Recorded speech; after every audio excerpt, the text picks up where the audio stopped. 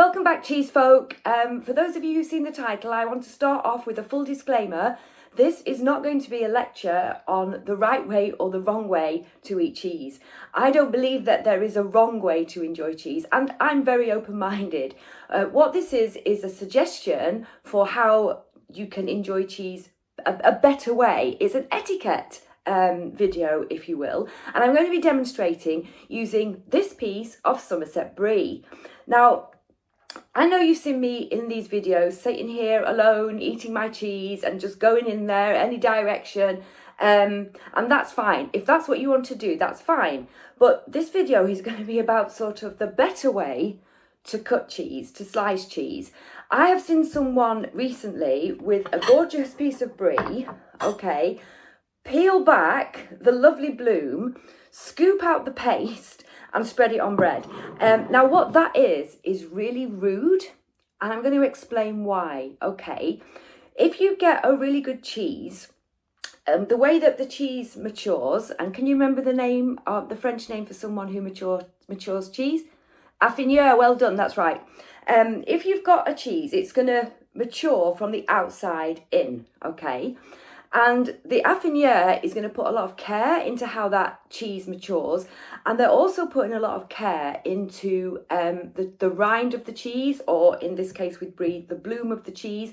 That's all part of the process of maturation and making that cheese the very best. Okay, so when you are eating cheese in company, or you're providing a cheese board where the cheese is ready sliced for your guests, what you want the person eating the cheese to be able to do is ideally have a bit of everything, okay? So the cheese is going to mature, it's going to be more mature at the outside than it is in the middle, for example, and you ideally want the person to enjoy the different stages of the cheese. You want the person to be able to enjoy the rind or the bloom of the cheese.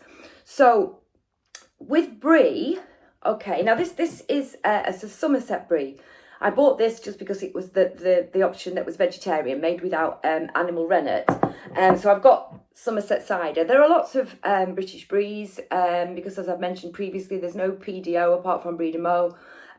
So there's cheese made in Cornwall, Brie made in Cornwall. There's Brie made in Scotland, Claver Brie. It is originally from Normandy in France. So whilst I've got this Somerset cider, in France, in Normandy, they do have, and Brittany as well, they do have all those wonderful pear ciders and apple ciders that would go with the Normandy Brie. What's local goes with what's local. What grows together goes together, okay?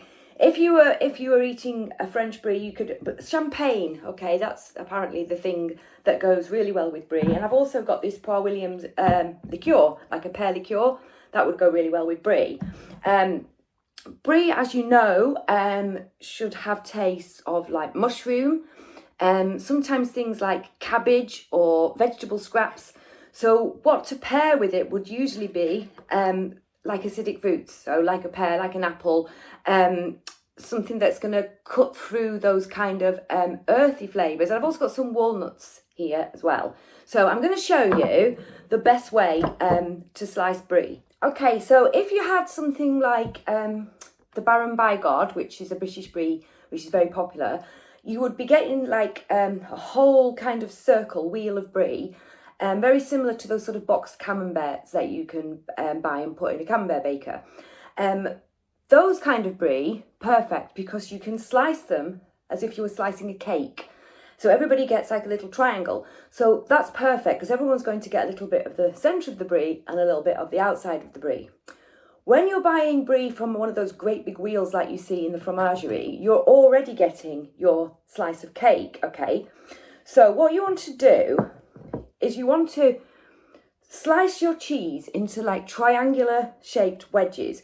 So starting at the end, you want to point the knife inwards, upwards into the Brie and slice a triangular shaped wedge, okay? And then your next slice, turn your knife the other way and you cut another triangular shaped wedge. So what you're getting for each piece, it's like this little wedge of Brie where you've got some of the bloom and some of the brie in the centre, because it's also going to mature sort of inwards, if you will, that way. So what happens when you slice your brie that way is when you get to the end of the brie, if you imagine if you were slicing like that in straight lines, the last person is just going to get a piece of bloom. This way, doing it with the triangles, everybody gets some of the paste and some of the rind as well. So a piece of bloom, a piece of rind. So this way, you're kind of maximising what you get out of the brie, and everybody's going to get a really good portion. So I hope that's been helpful for you. I am going to try and, instead of just slicing the cheese and shoving it in my mouth on future videos, I am going to try and show you the best way, a better way to slice it. But I hope you've enjoyed the video.